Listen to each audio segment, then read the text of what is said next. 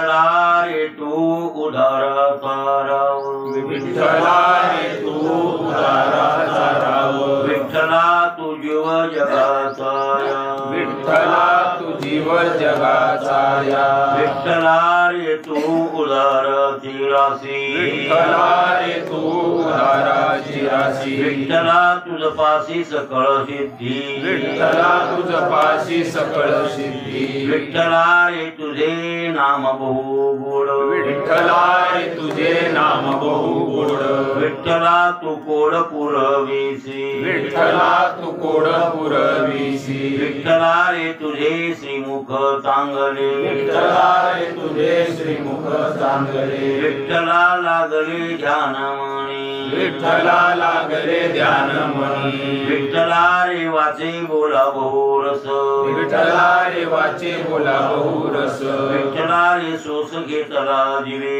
विठ्ठला रे सोस घेतला दिवे, विठ्ठला रे तू उदाराची राशी, विठ्ठला रे तू उदाराची राशी, विठ्ठला तुझ पासी सकळ सिद्धी, विठ्ठला तुझ पाशी सकळ सिद्धी, विठ्ठला रे शोक करीतसे तुका, विठ्ठला रे शोक करीतसे तुका, विठ्ठला तू एका झड करी, विठ्ठला तू एका धड करी, विठ्ठला रे तू उदाराची राशी, विठ्ठला रे तू उदाराची राशी, विठ्ठला तुझ पासी सकळ सिद्धी, विठ्ठला तुझ पाशी सकळ सिद्धी. प्रस्तुत प्राप्तभंगी सेवेसाठी निवडलेला अभंग दररोजच्या पाठातील जगद्गुरु तुकोबारायांच्या गाथ्यातील जेवढीकरांच्या प्रतिप्रमाणे 319 या क्रमांकाचा आपला अभंग चालू आहे. अभंगाचं दुसरं चरण चालू होणार आहे. कालपर्यंत पहिल्या चरणाचा विचार केला. भगवान परमात्म्याला उद्देशून जगद्गुरु तुकोबारा विठ्ठला हे नाव दिले त्याला आणि आरेतुरीची भाषा वापरून तू उदाराची राशी असे म्हणे. आरेतुरीची भाषा एकरी भाषा आहे. कोणती भाषा आहे? एकरी भाषा आहे. आहो जाओ आदराज आणि जरा वस्काळून शिव्या देऊन बोलणं उपेक्षा. ते मधलंच आणि मधलं आरेतुरीवरलं बोलणं प्रेमातलं असतं. प्रेम अंतर्गत असतं म्हणून ते प्रेमातून बोलतात. विठ्ठला रे तू उदाराचा राव आणि विठ्ठला तू जीव जगाचा या. सगळ्या जगाचा जीव विठ्ठल आहे ते निश्चित खरे. आता दुसऱ्या चरणामध्ये म्हणजे ध्रुव चरणामध्ये विठ्ठला रे तू उदाराची राशी म्हणे. आधी म्हणजे राजा, आता म्हणजे राशी. राजान राशी बदल केला. विठ्ठला रे बरोबर, तू बरोबर, उदार बरोबर. पण उदाराची राशी उदाराचा राजा, राजान राशी यात थोडासा बदल केला म्हणजे पहिल्यापेक्षा पुढचा काय विशेषण अति महत्वाचं. पहिलं विशेषण म्हणजे उदारांचा राजा म्हणजे अवदारे जे लोक जगामध्ये अवदारेवान त्या लोकांचा हे कोण आहे? देव असं ठरलं. इथं आता तसं नाही म्हणले. उदाराची राशी, उदाराची राशी आणि या उदाराच्या राशीमध्ये राशी म्हणल्यामुळं ती व्यक्ती आणि ते कार्य दोन्ही ऐक्य आहे असा त्याचा अर्थ आहे. उदाराचा राजा म्हणजे अवदारे वेगळं आणि अवदारेवान वेगळा असा तिथं भेद आहे. त्या चरणामध्ये तो इथं तो भेदच संपून टाकला. ते भेदच ठेवला नाही. तुकोबाराय म्हणले तसं नाही. उदाराची राशी विठ्ठल आहे म्हणजे उदार मूर्तिमंत उदाराचा पुतळाच आहे असा त्याचा अर्थ आहे. उदाराचा पुरुठा, अवदार्याचा पुरुठा असे काही विशेषण ज्ञानेश्वरीत येतात. पुरुठा कळलं? पुरुठा म्हणजे एक समूह किंवा एक ठेवा असं गृहीत. भांडार म्हणजे उदारत्व आणि देव हे दोन्ही दोन नसून एक. म्हणजे जगामध्ये अवदारे नावाचा जे गुण आहे का ते गुण नसून देवच आहे. ते गुणी आहे. गुण नाही आहे. अवदारे कोण आहे? गुणी आहे. गुण गुणीला सोडून राहत नाही असा त्याचा अर्थ आहे. गुण गुणीला सोडून राहत. अध्यस्त अधिष्ठान रूपच असतं. गुण गुणी रूपच असतात असा इथं आदेश. यश श्री अवदार्य ज्ञान वैराग्य ऐश्वर्य हे साही गुणवरे वस्ती. म्हणजे हे 6 गुण ज्या ठिकाणी राहतात, असा गुणी कोण आहे? पांडुरंग आहे. असा गुणी कोण आहे? म्हणजे पांडुरंग आणि औदार्य हे दोन दोन नसून एकच आहे. मग आता देव देतो म्हणल्यापेक्षा देव मिळाला की सगळंच मिळते. ऐसा तो समर्थ हा ब्रह्मांडाचा धनी हो हे वर्म जाणून शरण आलो. हा असा समर्थ आहे तो. म्हणजे सगळं त्याच्यात नवे नवे हे औदार्याचा जो गुण आहे का, हे अंगभूत गुणरूपच परमात्मा आहे. आणि खरंय महाराज, बघा ना तुम्ही त्याची किती औदार्य, बघा विचार करा. त्या सृष्टीतल्या प्रत्येक गोष्टी मनुष्य सोडून, कोण सोडून? मनुष्य सोडून दुसऱ्यासाठीच आहे. त्यांच्यासाठी त्यांचा काही उपयोग नाही. या आंब्याला आंब्याचा काय उपयोग दाखवला नाही. हे आंबा आहे, आता हे खालून जमिनीतून पाणी पितो आणि आपलं जीवन जगतो. पण त्या जीवन जगण्याचा त्याच्यासाठी काही स्वार्थ आहे का? कशासाठी त्याचं जीवन आहे? हे गवत वाढत जमिनीत कशासाठी वाढायचे? कोणतीही गोष्ट सृष्टीतली घ्या, कोणतीही घ्या, अशी एकही गोष्ट आहे की ती गोष्ट स्वतःसाठी स्वतः आहे म्हणून नाही. ते काही ना काहीतरी लोकांवर उपकार करण्यासाठीच आहे. कळलं? ते अंगभूत ही ईश्वराचं देण आहे. ती कोणाची देण आहे? ईश्वराची देण आहे महाराज. अंगभूत प्रत्येक वनस्पत्या, औषध्या, हे सगळे ऊस, हे ऊस सुद्धा, आता ऊस जीवन जगातो, मोठा होतो, नानाचा मोठा होतो. मधात 12 महिने झाल्यावर साखर तयार होते पकोदशीला आल्यावर. मग त्या साखरेचा उपयोग ऊसालाच आहे. मग तिचा उपयोग कोणाला आहे? जास्त माणूस भोग घेतो ना. सगळ्या सृष्टीतल्या गोष्टींचा उपयोग करून कोण जास्त घेतो? जसं गवताचा उपयोग मसुडाला आहे, पण म्हशीच्या दुधाचा उपयोग माणसालाच आहे ना. लय चॅप्टर प्राणी कोणता? मग त्यालाही शिकविण्यासाठी म्हणले वा तुलाही तुझा जन्म तुला मिळालाय तर परोपकार करणार. पण आपण परोपकार नावच करीत नाही. आपल्या जीवनात आपण परोपकार काहीच करीत नाही महाराज, काहीच करीत नाही. नवरा करीत नाही बायकोवर, बायको करीत नाही नवऱ्यावर. हा चला बोला, इतरांचं सोडा, इतर बाकी त्याचं जाऊ द्या. उपकार करायचा बायको म्हणायचं सेवा करायचं. उपकार केव्हा करता तुम्ही? उपकार कर्तव्य नाही गेला तुमच्या ह्याच्यासाठी करता. कर्तव्य काय डोंगल्याचं आलं म्हणजे ती जर भाकर राहिली तर मला भाकर तुकडा मिळतंय. त्याच्या पुढच्या गोष्टी काही सगळ्या गोष्टी मिळतात कोणापासून? म्हणून तिला दवाखान्यात नेणं हे उपकार आहे की आपल्यासाठी आहे? अहो उपनिषदामध्ये याज्ञवल्क्य आणि त्यांची पत्नी मैत्री दोघांचा संवाद मोठा सुंदर आहे.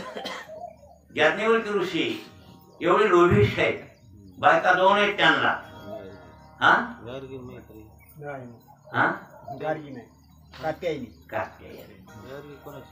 गार्गी दुसरी आलती स्त्री, वादात आलती गार्गी नावाची.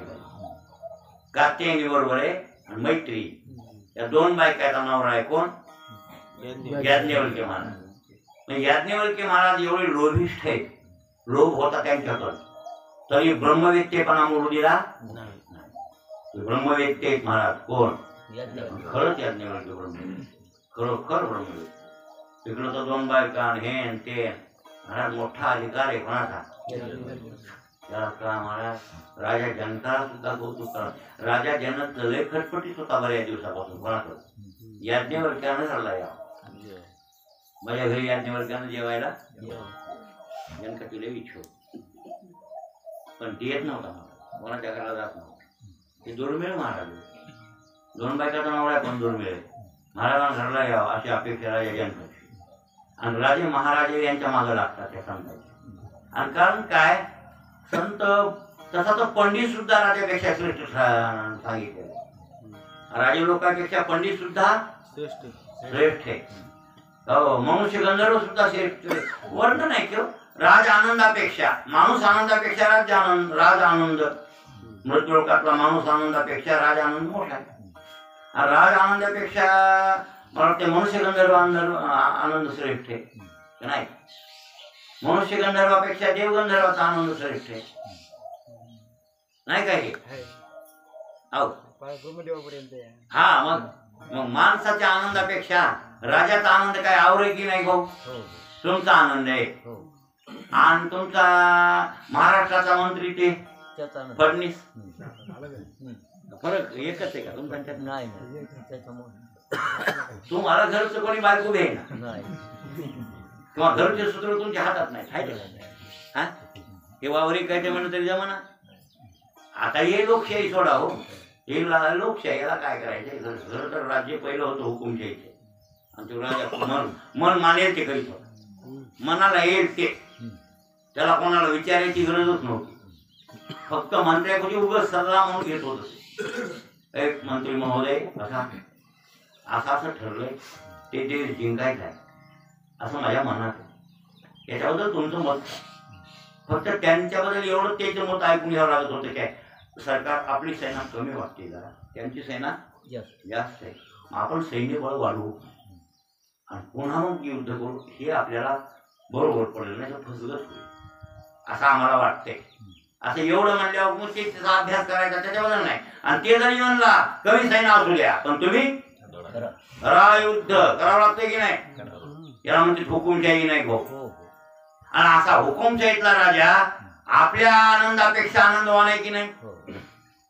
पण हे आनंद त्याच्यापेक्षा मनुष्य गंधर्वाचा आनंद श्रेष्ठ आहे.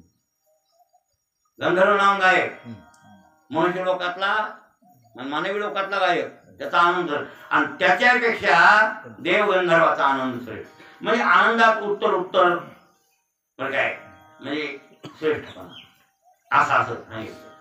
मग आता सांगा महाराजे राजे जरी असले सगळ्यापेक्षा आनंद आहे ब्रह्मवेत्याला असतो. ब्रह्मज्ञानी पुरुषाचा आनंद सर्वात उच्च सांगितला आहे की नाही. सर्वात उच्च आनंद कोणाचा ब्रह्मानंद म्हणा की सर्वात श्रेष्ठ आनंद कोणता आहे विनायक भाऊ. असं टेम्परेचर जर वापरत गेलो आपण असं ह्याच्यावर मोठा आनंद कोणाचा ह्याच्यावर मोठा आनंद कोणाचा ह्याच्यावर मोठा कोणा सगळ्यावर आनंद पाहिजे ब्रह्मदेव आजानदेव अमुकण ढमुकण हे सगळे कोणी असू द्या पण सगळ्या आनंदापेक्षा आनंद कोणाचा श्रेष्ठ आहे ब्रह्मानंद. म्हणून ती गवळण म्हणली नित्य आनंदापुढे आनंद तो कोण विषय सुख ते बापुढे झाले बाईतून. गवळण काय म्हणली नित्य आनंदापुढे आनंद तो कोण म्हणजे दुसरा आनंद कोणता मोठा आहे. नित्यानंद सर्वात मोठा आहे. नित्यानंद म्हणजे ब्रह्मानंद त्याचेच नाव आहेत नित्यानंद ब्रह्मानंद निजानंद सच्चिदानंद हे नाव एकाच वस्तूचे आहेत हे लक्षात ठेवा. असा जो नित्यानंद ब्रह्मानंद आहे सर्वात मोठा आनंद आहे आणि त्या आनंदाचा आणि ढव कोणाकडे होता याज्ञवल्क्य. म्हणून याज्ञवल्क्य तुकाराम महाराज आनंदाचे लोही आनंद तरंग आनंदची अंग आनंदाची है ना. आनंदाचा ढव तरंगही आनंदाचा अंगही मला असे ब्रह्मवेत्ते कोण आहे तुकोबर आहे. असा आनंद मग असा आनंद कोणाकडे याज्ञवल्क्य ऋषीकडे. आणि इकडे तर दोन बायका आहे लोभाचं स्वरूप त्यांना ते लोभ पण ब्रह्मानंद आणि मग त्यांची अपेक्षा याज्ञवल्क्य महाराज करीत होते हे जनक राजा करीत होते. आमच्या घरला जेवायला नाही मी येत नाही म्हणजे काय. मग त्याच्या गुरुकडे गेले तुमच्या गुरुकुलातला विद्यार्थी याज्ञवल्क्य आमच्या घरात त्याने जेवायला या. ते म्हणजे असे मुद्दाम एके दिवशी तुम्ही बोलून चालतो ते येत नाही. तुम्ही एक करा आमच्या आश्रमात पाळी लावा. पाळी ती पाळी आणून देण्याची नाही लावा म्हणजे आश्रमात डब्बा आणून देण्याची पाळी नाही बरं. आमच्या घरला रोज एक तुमच्या घर आश्रमातला विद्यार्थी येऊन जेवावा. लक्षात आलं का.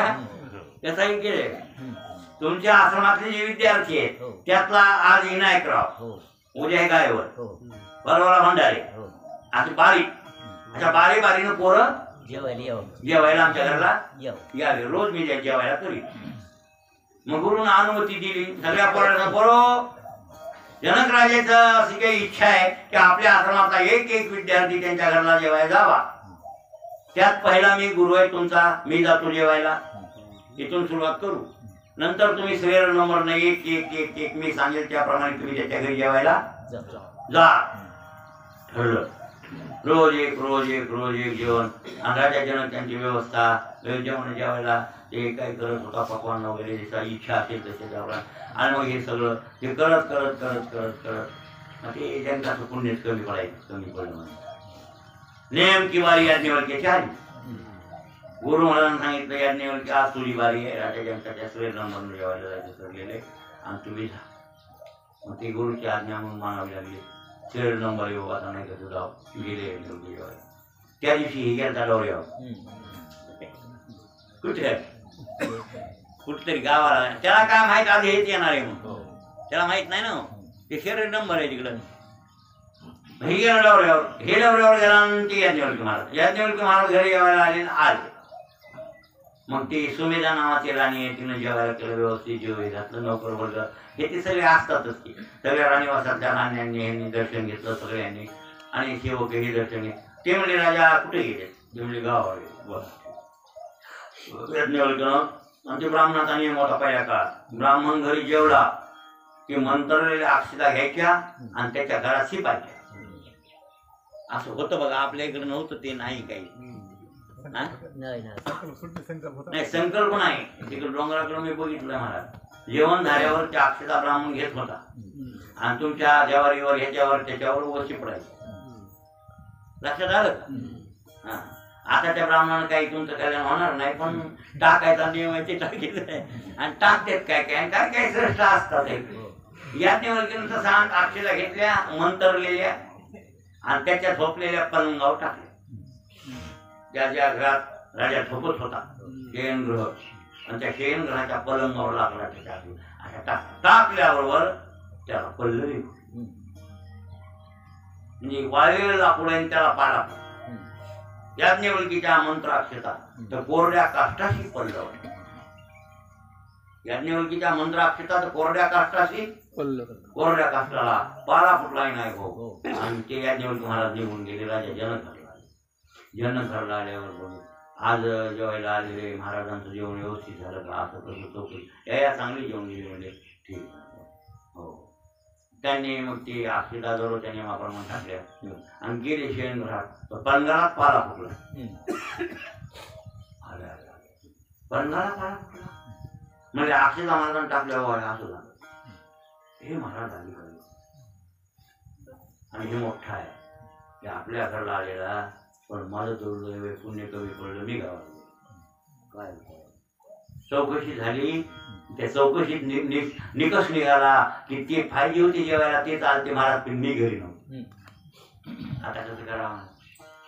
असा ब्रह्मवेत्ता कोण आहे? याज्ञवल्क्य. आणि त्या याज्ञवल्क्याला एवढा लोभ असूनही संन्यास घ्यावा वाटला. आता इदन्न बरंच झाला.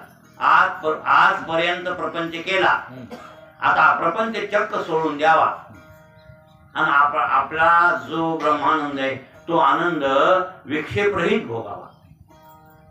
लक्षात आलं की रे? संसार करताना आनंद जरा बाजूला राहतो रे. ब्रह्मज्ञानी पुरुषामध्ये आनंद असतो जीवनमुक्ताला. जीवनमुक्ताला आनंद असतो, पण ज्या वेळेला वृत्तीमध्ये विषय येतात त्यावेळेला ते आनंद एककडे सरकतात.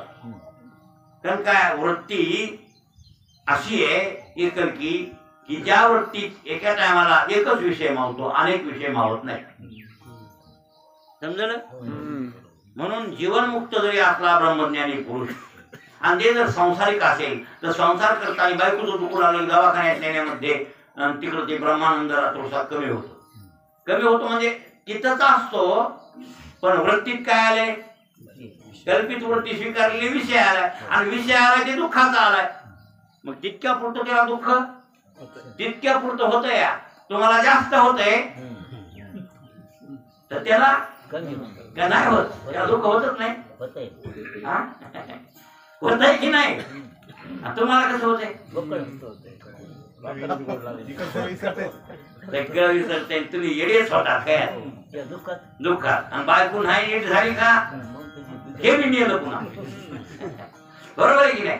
म्हणजे तुमची वृत्ती पूर्ण विषयाकार आहे आणि त्यांची वृत्ती तितक्यापुरती, मग तितक्यापुरतं दुःख ते आनंद थोडासा बाजूला वृत्तीमध्ये विषय आल्यामुळे. आणि मग असे काही दुःख सुख हे म्हणून तर म्हणले ना, रात्रंदिवस आम्हा युद्धाचा प्रसंग, आंतरबाह्य जग आणि मन. महाराजाला म्हणावं लागलं की रात्रंदिवस आम्हा युद्धा, लय झटके खावे लागते आम्हाला. तुकाराम महाराज ग्रस्त होते, झटके खावे लागले का? हे वृत्ती विक्षेप येत होती की त्यांच्या वृत्ती येत नव्हते का? कोणी गाडवा बसविलं, कोणी काय, कोणी झगडा करायचे, कोणी काय करायचे, बाय बसव्या द्यायची, काही कटकटी नव्हत्या का तुकाराम महाराजाला? मग युद्ध केलं की नाही? आंतरबाह्य जग आणि मन, आतून बी बाहेरून बी, जगात बी मनात बी. म्हणजे बाहेरून बी युद्ध करावं लागलं आणि मनासंग बी युद्ध. हो, आंतरबाह्य जग आणि मन. मग बघा ना, मनासंग युद्ध करताना नको नको म्हणा, काळाला जवळी हे जर शिकवावंच लागलं की हो, सांगावं लागला ना, तसं करू नको बाबा, तसं येड्यावणी तू करू नको. तुकाराम महाराज शिकविलं नाही म्हणाला. आपण कधी तसे युद्ध करीत नाही, बाहेरच्या संग झगडे करतो, पण मनात वेळ कापले. मनासंग झगडा करता यावा. बर काय महाराज, ब्रह्मज्ञानी पुरुषांना, जीवनमुक्तांना वृत्ती अशी एकाकी येते, तिच्यामध्ये अनेक विषय त्याच वेळेला मावत नाही. त्या वेळेला एक विषय असेल तर दुसऱ्या वेळेला दुसरा विषय असतो. लक्षात आलं की नाही? असं वृत्तीत अनेक विषय एकखट्याच असे त्याच टायमाला, म्हणजे तिथं ज्या क्षणी ज्या विषयात वृत्ती आहे तेच विषय त्या वृत्तीत असतो. हे निर्विवाद सत्य. आणि मग अशा ब्रह्मज्ञानी पुरुषांना जर संसार करण्याची पाळी आली तर त्या संसाराचा विक्षेप त्यांच्या चित्ताला होतो. म्हणून जोपर्यंत संसाराचा त्याग करीत नाही आणि निवृत्तीचे काय जे ब्रह्मानंद आहे ते भोगण्यासाठी विषय सगळा त्यागीत नाही, तोपर्यंत एकमेव सारखा ब्रह्मानंद भोगायला त्याला मिळत नाही. म्हणून काही काही ब्रह्मवेत्ते काही वेळेला संसाराचा त्याग करून आनंद सेवन करण्यासाठी एकांत स्थळी जातात. हे संसाराला कुठं नाही, हे नको, हे सोडून द्यावा आणि आपण एकांत स्थळी जावं आणि एकांत स्थळी जाऊन आपल्याला मिळालेला ब्रह्मानंद आपण त्याला आपण आपल्या बुद्धीने चांगलं भोगावं. अशी झाली ओळख. किंवा आपलं आयुष्य प्रारब्ध योग आहे, हे जोपर्यंत भोगायचं आहे तोपर्यंत आपल्याला भोगावंच लागतो. तोपर्यंत सोडित नाही ते प्रारब्ध, तोपर्यंत आपली जीवनमुक्ताला असं वाटतं की आपला आनंद आणि सतत आनंदात वृत्ती मग्न असावी, असं कोणाला वाटलं याज्ञवल्क्य. आपली आपल्या आनंदात वृत्ती मग्न असावी आणि आपण आता हे सगळा प्रपंच सोडू म्हणून आणि संकल्प करू लागले. त्यावेळेला ती मैत्री कात्यायनी या दोन्ही बायकाला ओढून घेतलं आणि म्हणजे मी आता तुम्हाला माझ्या संपत्तीच्या वाटण्या करून घे, ही सगळी संपत्ती काय व्यवहार आहे ते तुम्ही बघून घ्या. आता मला संसार सोडायचा आणि संसार सोडून जंगलात जाऊन व एकांत स्थळी जाऊन माझा आत्मानंद भोगायचा, मला नको. ती मैत्री रडू लागली, नका मला हे आमोशन द्यायचे तुम्ही, तिथं काय करायचे आम्हाला, पती नाही, जीवन जगून काय आलं, आमचं सर्वस्व तुम्ही आहे आणि तुम्ही जर नाही तर मग आम्हाला काय करायचे घरी राहून, आम्हाला नको हे असलं, तुमच्या संगत येऊ द्या, आमचं तुमच्यावर 100% प्रेम आहे, तुमच्यावर आमची श्रद्धा आहे असं गृहीत झाला.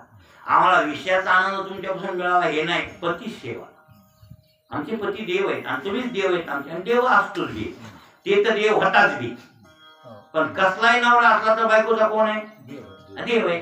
मग तुम्ही माझ्या आमची देव आहे, असा देव सोडून आम्ही भक्तांनी इथं कशाला राहायचं. त्या आम्हाला ते हसले, उपनिषदातलं वर्णन आहे, हसले आणि हसून म्हणून लागले, मैत्री तू बोलतीस हे बोलायलीस हे खरं आहे, पण तुझ्यासाठी तुला मी आवडतो का माझ्यासाठी मी आवडतो, खरंय वय केस आहे,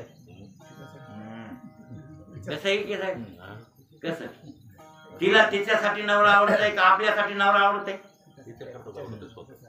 कोणासाठी, त्या बायको करतात ते आपल्याला आवड करते असंच ना.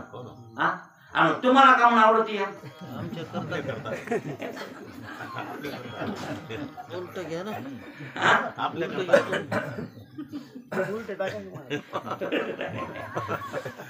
महाराज जगात कोणीच कोणाचं नाही, जगात कोणी कोणाचं नाही, सगळे स्वार्थी लोक. जब पैसे की भाई दिल का साथ मग कायला बॉम्ब लागेल कबीर काय स्वार्थ लागी करी सब प्रीती. स्वार्थ लागी करी सब प्रीती. स्वार्थासाठी सगळे प्रेम करतात भंडारे, कोण नाही. अहो सद्गुरूवर सुद्धा श्रद्धा असते शिष्याची खरे, पण कशासाठी? विद्या मिळविण्यासाठी. कशासाठी? महाराज म्हणले कोण कोणासाठी प्रेम करते मैत्री ह्याचा विचार तू कर. हो मग त्यांनी सगळे ते सांगितलं. बरं याज्ञवल्क्याने सांगितलं मैत्री तू जे म्हणालीस तुला मी आवडतो ते तुझ्यासाठीच आवडतो, माझ्यासाठी नव्हे. ब्रह्मज्ञानी पुरुष आहेत महाराज, त्यांना सगळी जाण आहे. आणि शेवट प्रेम सगळं जगावर माणूस करते त्या आत्म्यासाठीच करते, म्हणून आत्मा परम प्रेमास्पद आहे. कळलं? आत्मा परम प्रेमास्पद आहे म्हणजे सगळ्यात माणसाचं प्रेम कोणावर आहे? आत्म्यावर आहे. असं सिद्ध केलं महाराज. मैत्रीला पटविलं, त्या कात्याने त्या दोन्हीला व्यवहार देऊन टाकला आणि आपला आत्मानंद निर्विवाद निर्विशेष स्थितीत भोगावा असा एकमेव ते आनंदाची राशीवर बसावं. कळलं का? असं वाटलं आणि याज्ञवल्क्यानं आणि संसाराचा त्याग गेला. एवढा लोभ होता, एवढा लोभ असला तरी झटकून संसार का सुटला? ब्रह्मज्ञान आहे म्हणून. ज्ञान नसतं तर अज्ञानाला एवढा लोभ आवडतोय होय? एवढा लोभ एकाएकी सुटतोय अज्ञानाला? नाही, हे ज्ञात्याला शक्य आहे, हे अज्ञानाला शक्य नाहीये. बरं काय साहेब, हे अज्ञानी माणूस एवढ्या लोभाला एवढ्या विषयासक्तीला तोडू शकताय काय? म्हणजे खरी विषयासक्ती त्याला नव्हती, आसक्ती राहिलेली नव्हती. लोभ त्या मनामध्ये प्रारब्ध जसे ते होता, ते प्रारब्ध होत. ते काय होत? ते विषय प्रारब्धातला आहे. त्याला ते काय करते? ते काही करीत नाही ज्ञात्या पुढे. असे याज्ञवल्क्य ब्रह्मवेत्ते, असे ब्रह्मवेत्ते म्हणजे ब्रह्मानंदाची मूसच आहे. कोण? ब्रह्मवेत्ता म्हणजे ब्रह्मानंदाची मूस आहे, मूस. आणि हा विठ्ठल तर मग काय महाराज, मग त्याच्यामध्ये पडून गेले तुकाराम महाराज की विठ्ठला रे तू उदाराची राशी. अवधारी वेगळं करायचं आणि विठ्ठल वेगळा करायचा असा विग्रह करीत बसायची गरज नाही. संधीच करा. अवधारी म्हणजे विठ्ठल आणि विठ्ठल म्हणजे अवधारी. असा विठ्ठल आहे बघा. म्हणजे अवधार्याचा मूर्तिमंत पुतळा पुरवठा. लक्षात आलं? हो. आणि असा तो असल्यामुळं म्हणून विठ्ठला रे तू उदाराची राशी आणि विठ्ठला तुझ पासी सकळ सिद्धी. विठ्ठला तुझ्यापाशी काय? सकळ सिद्धी आहे, सगळ्या सिद्ध्या. हो. आता मग सगळ्या सिद्ध्या मग बाबा बाबा बाबा या लौकिकातल्या सिद्ध्या, अलौकिक सिद्ध्या. आता लौकिकातल्या त्याचे नावे वेगळे वेगळे शास्त्रकार. भागवतामध्ये त्याचे मला वाटते 23 प्रकार आहेत. मला वाटते ते 2-3 श्लोक आहेत. 2-3 श्लोकामध्ये ते वर्णन आलेले. हो. तर 8 महासिद्ध्या, 8 महा, 10 उपसिद्ध्या आणि 5 सूत्रसिद्ध्या असा सिद्ध्याचा समूह 11व्या स्कंदात, श्रीमद भागवताच्या 11व्या स्कंदात भगवंतानी उद्धवाला, आणि भगवंतानी उद्धवाला सांगत असताना त्याच्यावर नाथांनी टीका, सुंदर टीका केली. ती बघून घ्या. एकनाथी भागवत, बरं तुम्ही आणले ते भागवत, त्याच्यातच आहे. 11व्या स्कंदात कृष्ण परमात्मा सांगतात उद्धवाला, उद्धवा अशा अशा सिद्ध्या आणि हे सिद्ध्याचं विघ्न असतं बरं. त्या सिद्ध्याचं साधकाला विघ्न होतं आणि त्या मधातच अडथळा आणल्याशिवाय हे सांग. या सिद्ध्या सांगायचं काम त्याच्यामुळे पडलं की तू ह्या सिद्ध्याला फसशील. सिद्धी लावी पिसे तर कोण तया पिसे असा भक्त पाहिजे. सिद्धी लावी पिसे सिद्धे वेळे करतात आणि कोण तया पुसे, कोण त्यांना विचारत? भक्त विचारित नाही. भक्त सिद्ध्याच्या नादी आणि तू लागू नको हे शिकवायचं होतं म्हणून तेच वर्णन करावं लागलं त्या सिद्ध्याचं. मग आता सुदृढ सिद्ध्या तर थोडी भक्ती करणाऱ्याकडे यायला लागतात की नाही भाऊ?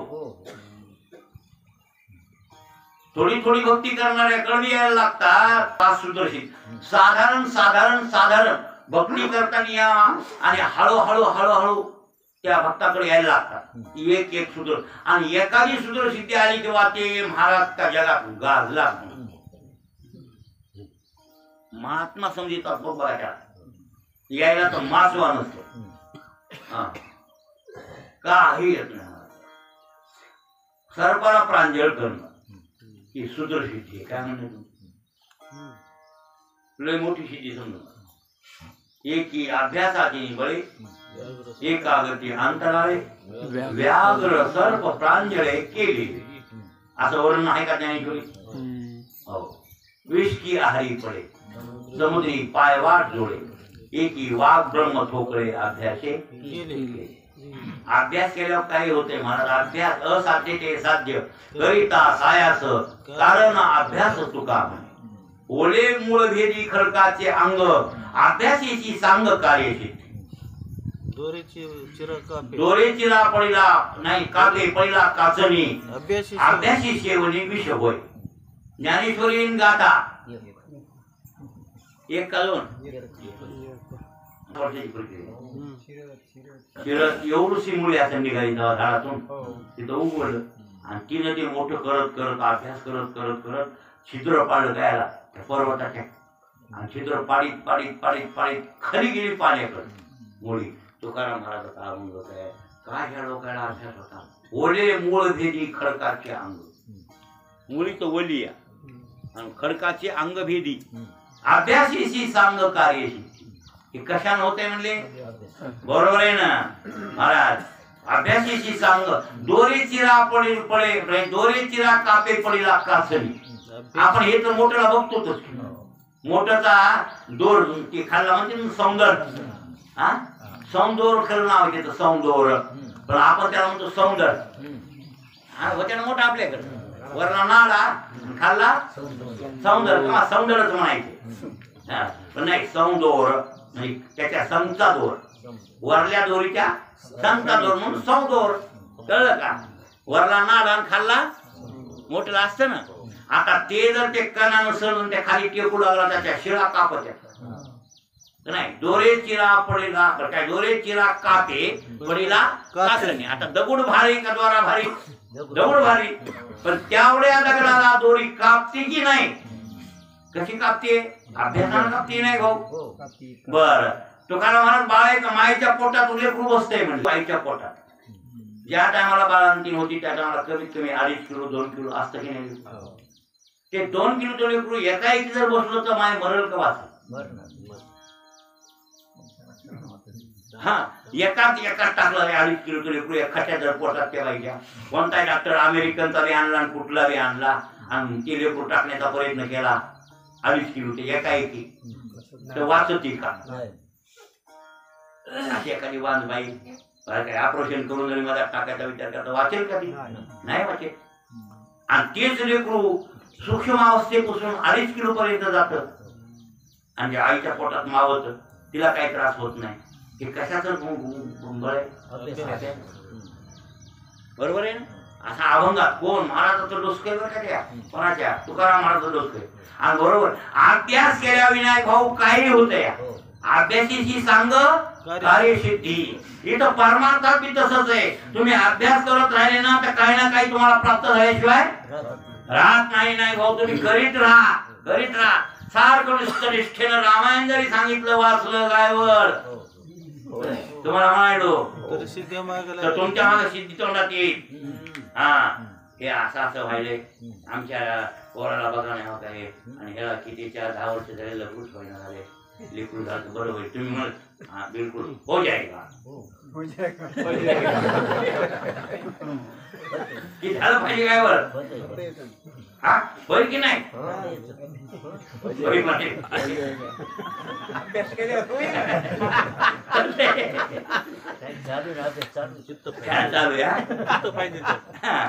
सरपरा थांब एक आमच्या आज ठेवलं नाही का महाराजांना बाकी डॉक्टर महाराजांना खेळ आपल्या देखत धरला की नाही धरल्या माझ्या देखत महाराज देत थांबत होता काय बॉसची ताकद होती ते त्यांची ते तर सुलभ आहे म्हणले आमची काय म्हणजे कृष्ण परमात्मा हे सुलभ आहे, सर्प धरणं लय अवघड नाही म्हणजे तीवर काय कृष्ण परमात्मा म्हणले. आता ती बुवा मुक्त होते त्याच्याबद्दल नाही बोलायचं, पण पाचले लोक म्हणून सर्प थांबविले, धरले, अंगावर खेळविले, जात होता का?